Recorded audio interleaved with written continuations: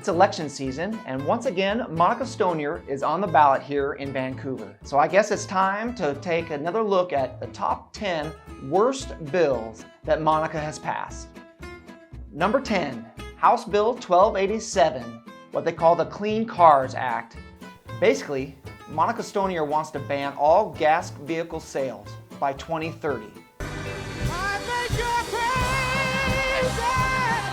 She wants to force you to buy an electric vehicle or take public transportation in the next 7 years? I would like to say, hurry up and buy a gas car now, but number 9, Senate Bill 5126, Washington Climate Commitment Act. So, if you hurry up and buy a gas car that you can afford, and in many ways is actually cleaner than an EV, you will now not be able to afford to put gas in the tank. The Climate Commitment Act adds 46 cents on top of the current tax rates we have now.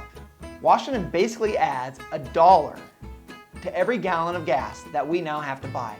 That's a typo, right? No, take a look at the diesel prices. 56 cents per gallon of diesel? Well, no one drives a diesel here in Washington anyway, right?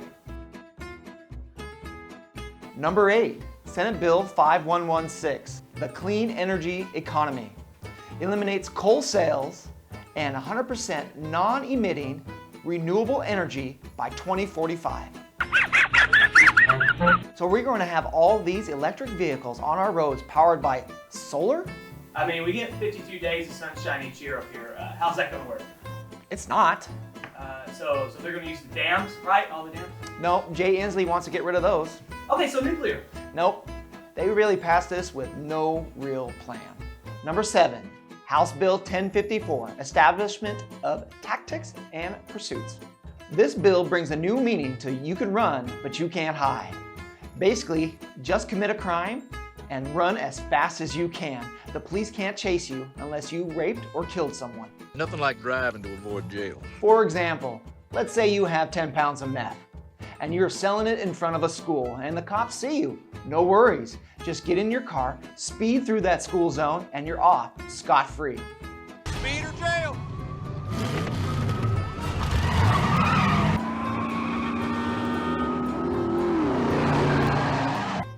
At least drugs are still illegal, right? Number 6, Senate Bill 5486, the response to State versus Blake decision. So basically, drugs are legal. You can get caught with drugs 2 times and they won't prosecute you. I guess you didn't run fast enough the first 2 times. I bet their friends will tell them the next time, just get in your car. The cops can't chase you. Number 5, House Bill 1310, modified use of force and criminal liability. In the unlikely event you can actually catch a criminal here in Washington, if that criminal gets a little banged up while we arrest him, the cops can be held personally liable. Really makes me want to be a cop.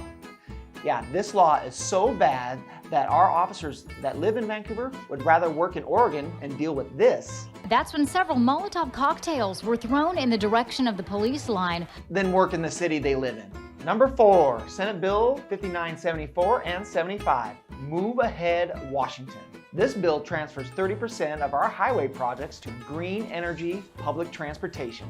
So they actually don't even want you to drive electric vehicles. They want you to rely on them to take a bus everywhere. I mean, if it's good enough for you to get to school on time, it's good enough to get you to work, the grocery store, your doctor's appointment, and nothing ever bad happens on the public buses. Speaking of school buses, they're not doing anything crazy with Washington schools, right? Number 3, Senate Bill 5044, CRT training for our children's teachers. You know, I was a history major, and I know a group of Democrats that would just love this bill. Now I watched my wife work all day, get 30 bags together for you ungrateful Democrats. And all I can hear is criticize, criticize, criticize. They would judge anyone by their skin color. This isn't good for our society.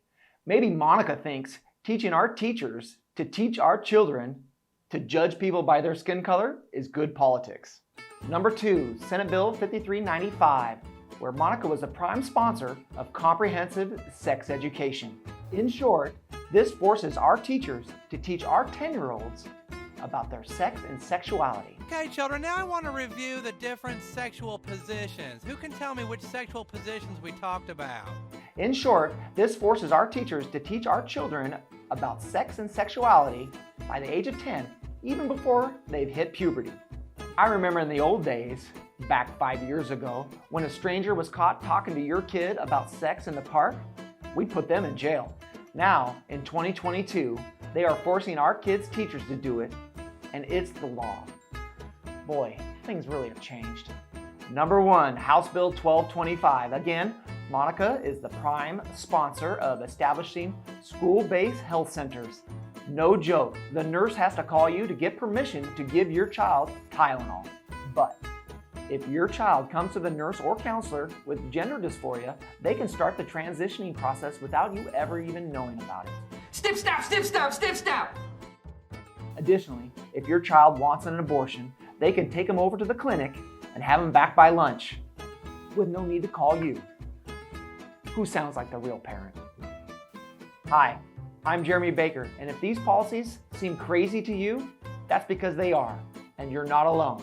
Politicians like Monica Stonier are putting you and your family last and their radical agenda first.